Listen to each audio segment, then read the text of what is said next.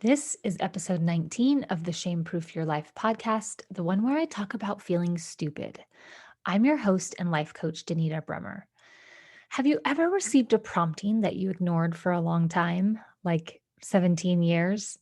This podcast is that for me. I'm telling my stories, I'm learning from my past, and I'm inviting you along for the ride because I know my story can help others. I'm not alone, and neither are you. Okay, I want to talk about feeling stupid today because it keeps coming up in my coaching, and it has been a big theme of my own story and like my own work on myself.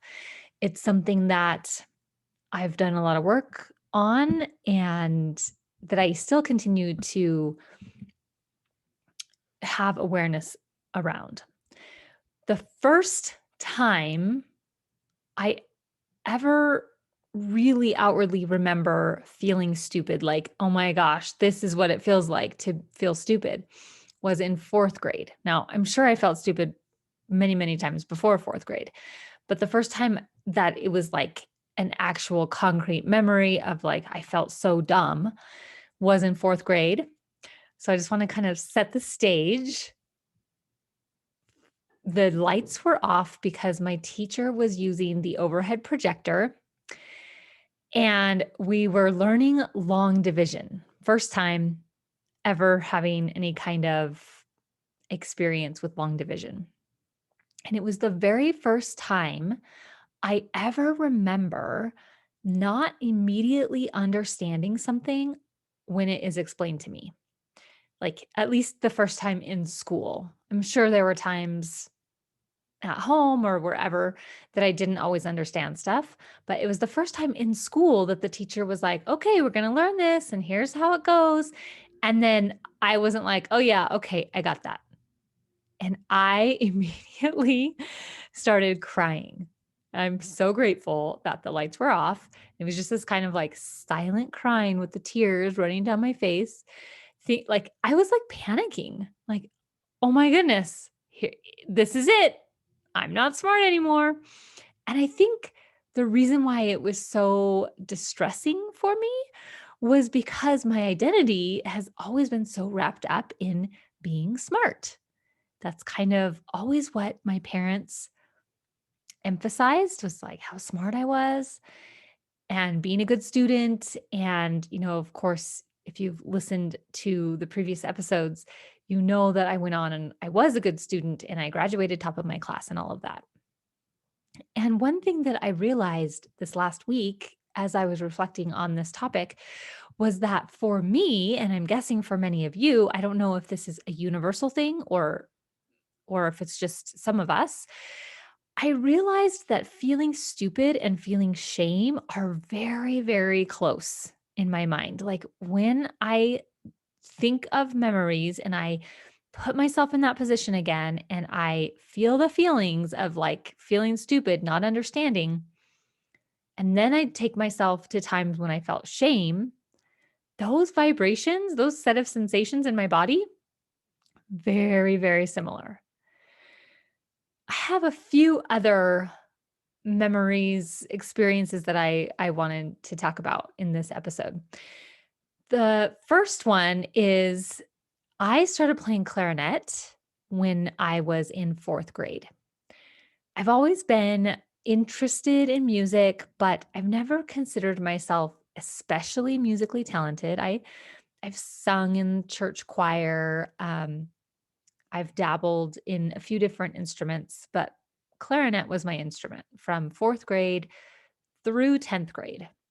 And then after 10th grade, we got a new band teacher. So, same band teacher from fourth grade through 10th grade. Remember, small town. And he had a heart attack and he moved, and we got a new band teacher.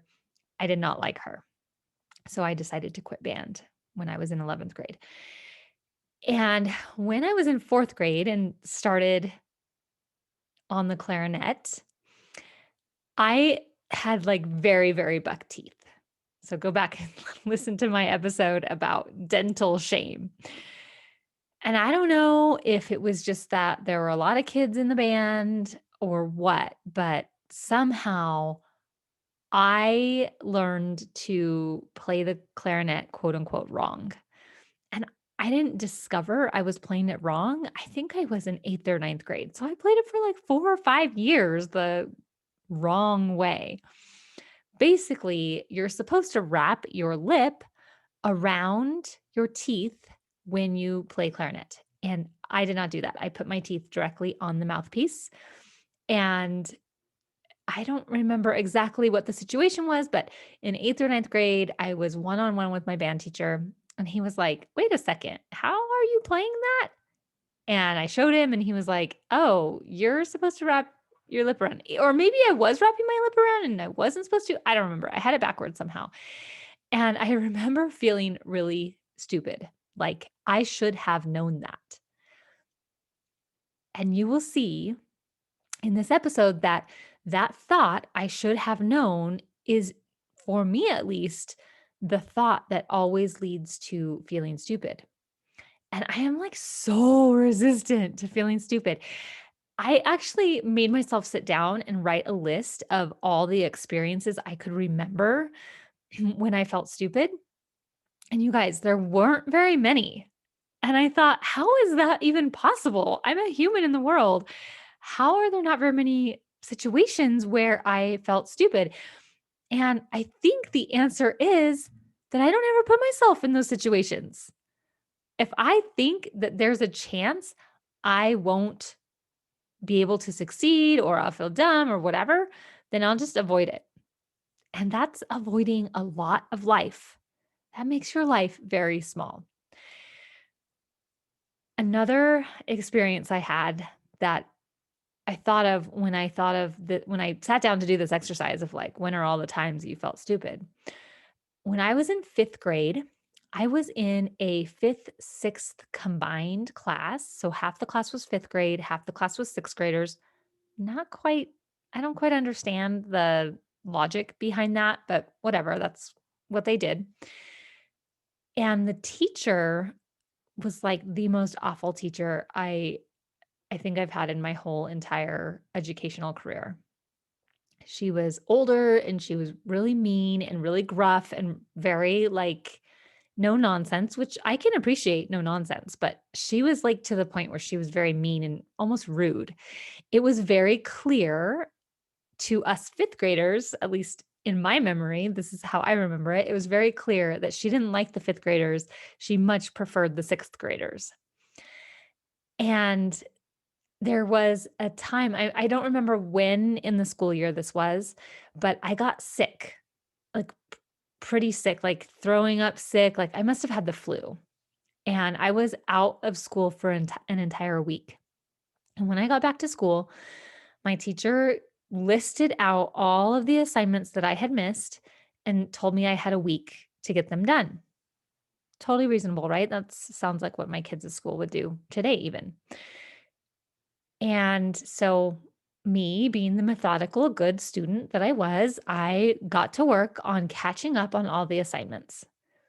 Now that I look back at it, I kind of have this feeling that it was a lot of assignments, but maybe I'm wrong about that. I don't have a specific memory, but it was a list, a pretty long list sorted by subject matter.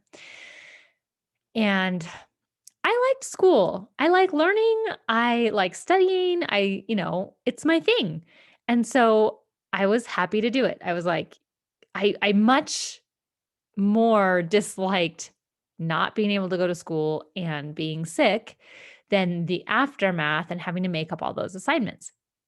So I just got to work, and every day after school, I would do my homework from that day of learning that we had, and I would do some makeup homework.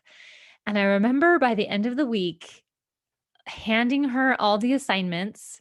I don't think I handed them all to her all at once, but I remember at the end of the week, I handed her the rest of the assignments that I hadn't turned in yet. And I was like, whew, okay, that's done. Like I remember feeling relieved. And the next day, the next school day, she came to me, the teacher came to me, and I don't feel like telling you her name because I feel so strongly about disliking her. And I don't know. I just don't feel like that's appropriate to mention this teacher's name. Um, and she came to me and she said, "You missed an assignment. We had a book report and you were supposed to read a book and do a book report." And I told her, I said, "You didn't tell me that. You didn't give me that on my list." And she said, "Oh, well, I guess you get detention because that was the punishment. If you, excuse me, if you didn't turn in an assignment, you got detention." Well, I lived far away from the school. Detention was after school. It was like an hour sitting in a classroom with a teacher in silence or whatever. And I rode the bus home and I couldn't serve detention. I told my parents what had happened. And, of course, like, she's so stupid and she's the most awful teacher ever. And I'm sure I was crying and distraught because I was very like, follow the rules and do everything right kind of kid. And my parents said, "Well, you just got to tell her that you can't do detention." And I was like, "What?" It was the most awful thing. But they couldn't like wait around for me. I rode the bus. It was several miles away kind of thing. And probably they could have come and picked me up one time, but I don't know. I don't think at that time my mom might have been working or something. So I don't quite remember the context. But they basically just told me, "You can't do detention. So sorry, figure it out." And so my teacher gave me detention. I did not show up for it. So then the following day, the kids that don't show up for detention, now that I'm saying this out loud, I think this is very kind of discriminatory, actually. But the kids that didn't show up for detention had to serve in what we called in-house, which was all day long detention during the school day. So your teacher basically gave you all the assignments and things that you would be reading for that day. And then you went to a classroom in the high school and sat there being supervised by a teacher, a teacher's aide or something. And for the entire school day, you would be sitting in silence, just working on your homework or whatever. And I was so scared. Like, at first, I felt really stupid, like, "Oh, I should have known." Of course, there's no way for me to have known that I didn't turn in that assignment, and I should have, because literally the teacher did not give me the assignment. I was such a good student, I would have done it. I would have figured it out. And I was so scared after that because I had never been to the high school. I'm the oldest sibling in my family. And so this 5th grader, what was I, like 11 years old? Maybe 10. And they're just like, "Okay, go over to the high school, find the in-house room." And I was just like, I'm so scared." And I remember walking. So in our little town, the elementary school was down the street and across the street from the high school.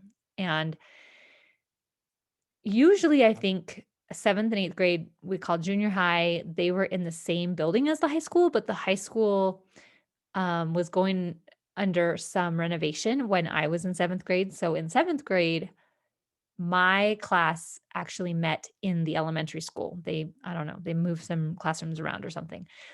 But in 5th grade, like, I had never been inside the high school. I was so intimidated, but the teacher like gave me the instructions of which room to go to. And I found the room. I walked in.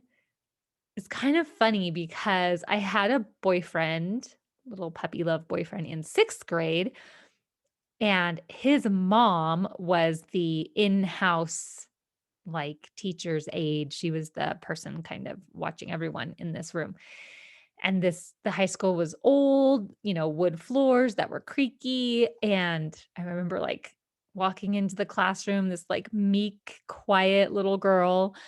And she was very kind to me, the teacher that sat with us that day. And I just sat down. I picked a desk and I sat down and I started working.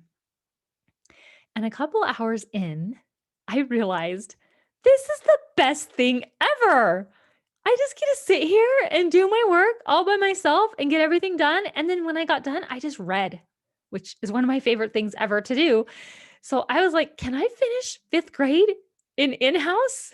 So that experience was such a learning moment for me. It went from feeling stupid and dumb and like helpless, really, and that's what I think it is when I feel stupid. It's not even the feeling that I don't understand something that is so bad. It's this sort of helpless feeling like if I don't understand it, then I don't know, then I just am completely disempowered. And I went from feeling that to feeling thrilled with the situation. And so it was like one of the really earliest experiences I had that I was in this state of like dread and distress and anxiety and all of that. And my parents were just matter of fact, they were like, sorry, you can't do it. Like, you just have to figure it out. And I just had all this anxiety. And then actually doing the thing and realizing, well, this isn't so bad. And I wish somebody had told me this before fifth grade, but it really helped me to see that missing an assignment or getting a detention or getting in trouble every now and then really isn't the end of the world. So I think that that's so fascinating. It is an experience that really sticks out in my mind that I had so much emotion around, and then it ended up being totally fine. Same thing with the long division. That there was those couple of minutes when I broke down and I was crying and I was like, I don't understand it. And it was a totally foreign feeling to me. And then a couple minutes later, something clicked in my head and I was like, oh, I get it. And then the tears dried up and I was fine. I don't have as many experiences with feeling stupid or dumb as I grew. I think first of all, like I said, I just didn't put myself in a lot of those experiences. But I took some AP classes. I was always in the most advanced math and science, and I think I kind of learned that really here's what it was. I learned I was the top of my class academically. And I learned that if I didn't understand something, then most other people didn't either. And so I felt kind of like it was my responsibility. It was my job to speak up and say, hey, teacher, can you clarify this? I don't understand it. What about this? What about that? And like ask the questions. And that still is something I have in the back of my mind to this day. I will sit in Relief Society or in church. And if there's something that is like bugging me or I'm confused about, I will raise my hand and I will ask questions or I will make a comment because I know that if I am confused about it, if I am bugged about it, then several other people in the room are also. And that just, for me, that thought is very comforting. It's like, I'm not the only one. And I do think there's this element of feeling stupid that is this aloneness. Like when it's the most painful, it's when I'm the only one. Like I don't get it and everyone else does, and I should get it. Like I'm behind or it's going to affect me differently in some way. And I do think that that's an important thing to point out because if you're with a group of friends and you all feel stupid, then it really doesn't feel so bad, right? It's kind of like, well, we don't want to feel stupid, but we're all in it together. So, all right, I'm not alone. And I think a lot of what I have done throughout my life in those situations where I have felt dumb or stupid is that I have um, set myself apart and I haven't in the situations where it felt really terrible, I haven't spoken up. I haven't asked the questions. I haven't um, determined whether this is like normal or not. And I just felt like I assumed everybody else understood, right? Kind of like playing the clarinet. I think playing it for so many years the quote unquote wrong way, it was kind of this idea that like everybody else knew how to do it and somehow I missed the memo, right? And so I just kind of want to encourage you if this is something you struggle with, if you want to feel like you are one of the smart ones or whatever it is for you, if you continually or time and again find yourself feeling stupid for whatever reason, I want you to just know that by and large, probably 99% of the time, you are not the only one. Humans are smart. We're like, it's like in our genetics to figure things out, right? So, and the thing is that you have so many resources. You're not alone ever. So many resources. I was working with a client this week or last week, and this is kind of a theme that comes up for her. And she was telling me how she got a flat tire and she just felt so stupid. And I asked her, I said, why does that make you feel stupid?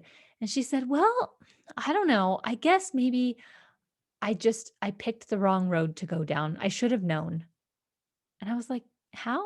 How should you have known? Like there's a nail or a piece of glass or something on that road. And how were you supposed to know that? And she said, well, I don't know. I just feel like I should have, or maybe I shouldn't have, right? And so really question that. If you're telling yourself, I should have known better, should you? How? How exactly? I do think that there are certain circumstances where that's true. I should have known better. I've had this and this and this, and she told me that, and I wasn't thinking about it or whatever, right? But most of the time, if we really dissect that, I should have known better or I should have known, the answer is there was no way for me to know. And when we embrace that idea, we let ourselves off the hook and we stop judging ourselves. And that is the kind of basis of shame is this self-judgment. And the last thing I want to say is if you notice this conversation going on in your mind, the whole I feel stupid, I should have known better, all of that. And you stop and you notice it and you say, wait, should I have known better? Why should I have known better? How was I supposed to know better?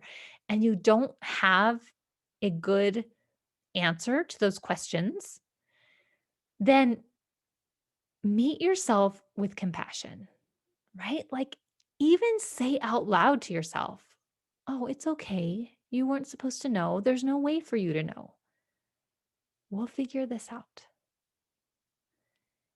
Right. And there is this kind of, I find with a lot of my clients and with myself, there's this thought behind the thought, I should have known, or I'm stupid. That is, I won't be able to figure it out. I won't be capable. And I think that's what we really want. We want to know that no matter what happens and what comes up, we will be able to figure it out. That's what true confidence is. True confidence is not knowing how to do everything, but it's knowing that I'll figure it out. The first time I had a baby, and my mom was already gone by then. And I remember being pretty anxious about it and having questions and having nobody to ask. And you know what I told myself?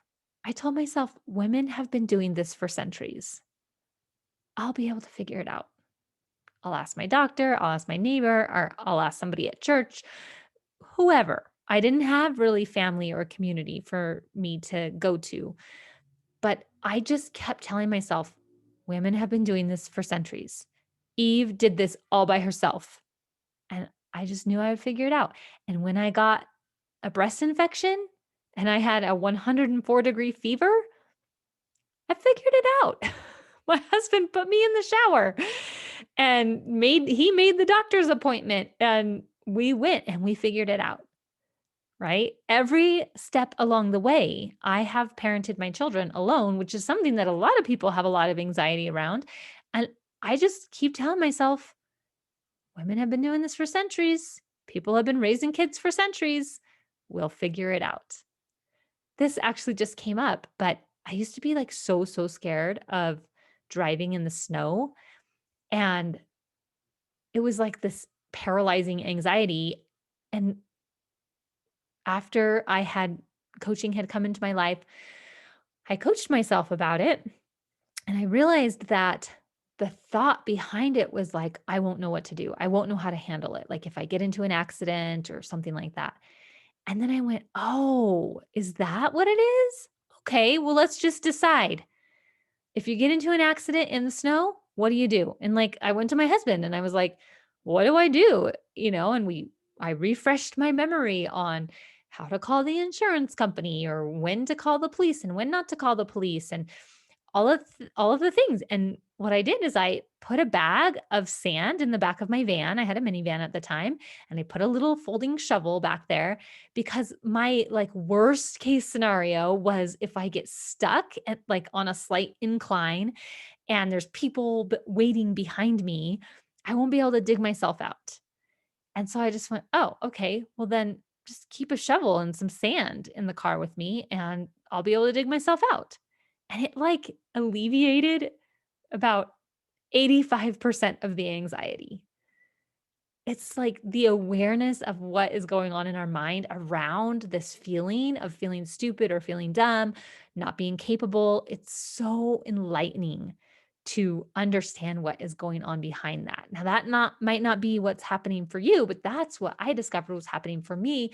And still today, sometimes that comes up. Sometimes I have things where I'm like, I notice that anxiety of like, I won't be able to figure it out. And then I'm like, wait, you're 40 years old, you're an adult, you're very smart, you're capable. You will always be able to figure it out. There's always people to help. There just always happens to be people around to help, right? Okay, that's enough for now. And so are you. Until next time, go be you and follow the spirit. Here's the thing with shame it always wants to hide. You never know who is struggling with shame, but rating, reviewing, and sharing the podcast might help someone you had no idea needed it. Also, come find me on Instagram and Facebook at Danita Bremer Coaching.